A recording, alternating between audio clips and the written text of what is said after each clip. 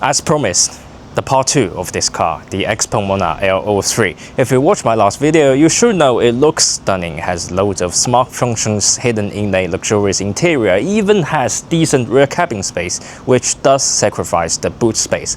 But we have left one question outstanding. Is it all look and no good? So please join me in this dynamic review of this car and let's find out how this car actually drives.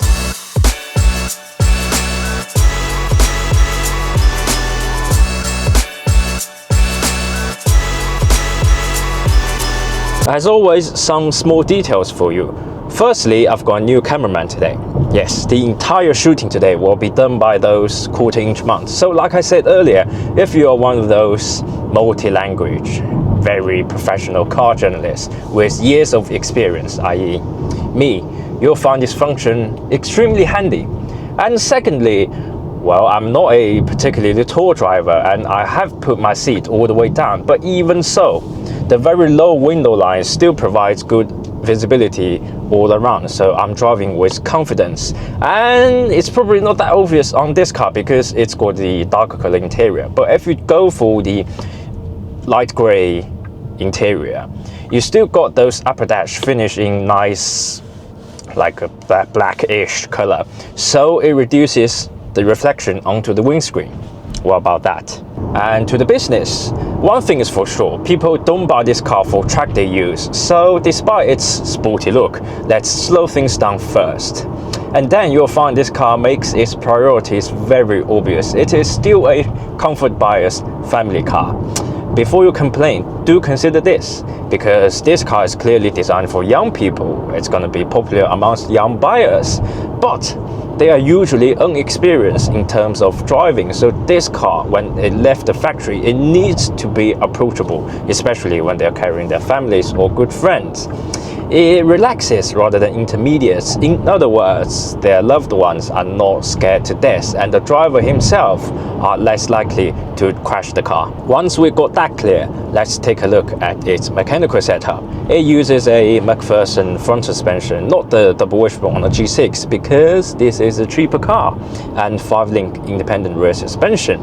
That said, this car is soft enough to take the sharp edge of the broken surfaces without dissolving into the wobbly, floaty secondary motion which usually results in car sick.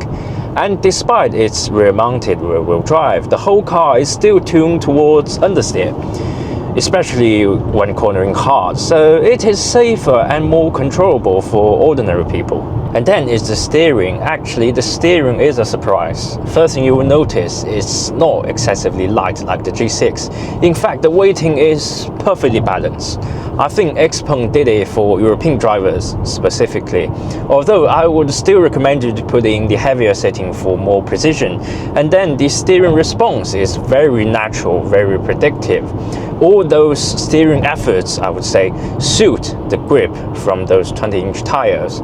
So despite all modern electric cars have no feedback at all, I'm still gonna give it a very high praise. At least this car is delivering the right message through this steering wheel. Less dramatic, more control.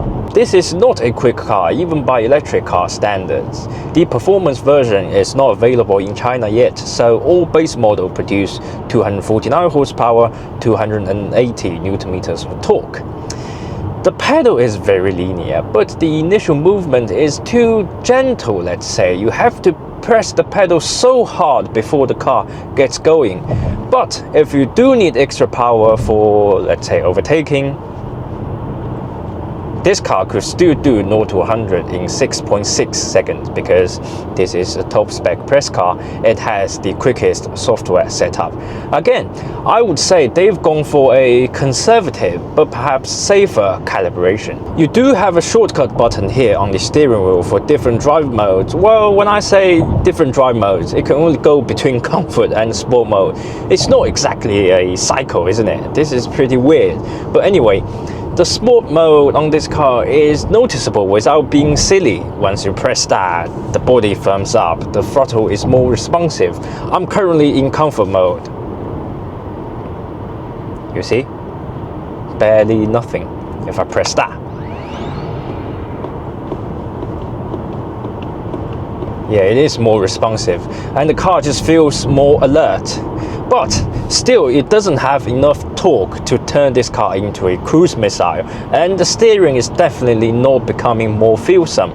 So this mode, well, it changes the seasoning, but the actual limit of the car is left untouched. So it is an easy rather than exciting car, and I do get the point that Xpeng wish young and unexperienced drivers to be able to drive this car smoothly without having an accident, and their passengers are not having a heart attack.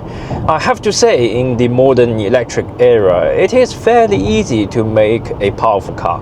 But then, the only way to know its actual limit is by crashing into a fence, because all teenager drivers think they can go beyond the law of physics. So this car does lack excitement. Actually, it drives pretty bland, and by comparison, the Model Y drives like a supercar. It's like training a police dog, razor sharp, effective, responsive. But then, it takes years of experience and training, whereas this car, well, it just feels like a Labrador. Yes, they bite your furniture off and they eat a lot, but who doesn't like a Labrador with their stupid smiley face like But I do have my dislikes. Number one, the ambient light. Well, it looks amazing. It is huge and multi-layer reflection, and it gives really good occasion. But at night, it creates annoying reflection here, precisely where the door mirrors are. So it is a bit unsafe. And the head-up display, well, it is absolutely massive and very informative, one of the best I've ever used, but it is not bright enough at night. So let's say you're following a car, especially a light-colored car, you will see it disappears literally into your own headlight. I have daily this car for 5 days and have driven it in various conditions, so now it's time to show you the average energy consumption and perhaps the real-world range. You see, in urban condition, it's not so bad. I could do 500, 550 easily from this big battery. But it's not that efficient on the motorway. I'll tell you what later. But on the motorway, if you're cruising at the speed limit, then you will probably get 400 kilometers max. Sadly, this car is only built on 400 volt architecture. I'm sorry for kept mentioning it, but it is a big letdown. This car simply cannot match the charging speed of its competitors. And if you're traveling long distance, then the G6 with 800 volt architecture would be more efficient, because 800 volt cars, not only the charging speed is faster, they would have better management system for the heat pump, for the energy consumption, and for the battery. So I think with this car, you have to know your priorities as well. You have to choose between a faster charging speed or a better ride quality.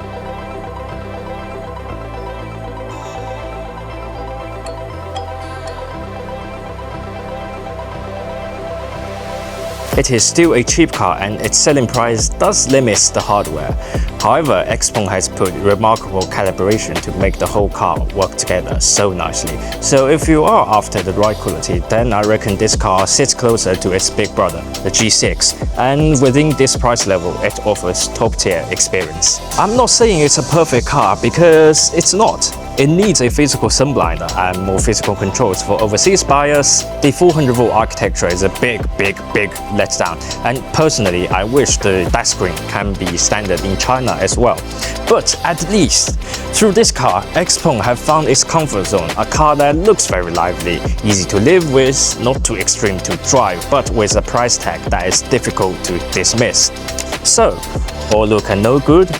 Well, let me put it this way, I've had the car for a week and I do have my worry, but it's not about this car at all. I'm worried about Xpeng's next car. It has to be a damn good one to be able to beat this. So I think that finishes the car for us. Once again, thank you all. It was your support that brings this car to me. So I do hope you enjoy these videos. As always, please like and subscribe if you haven't already done so, and I'll see you soon. Take care.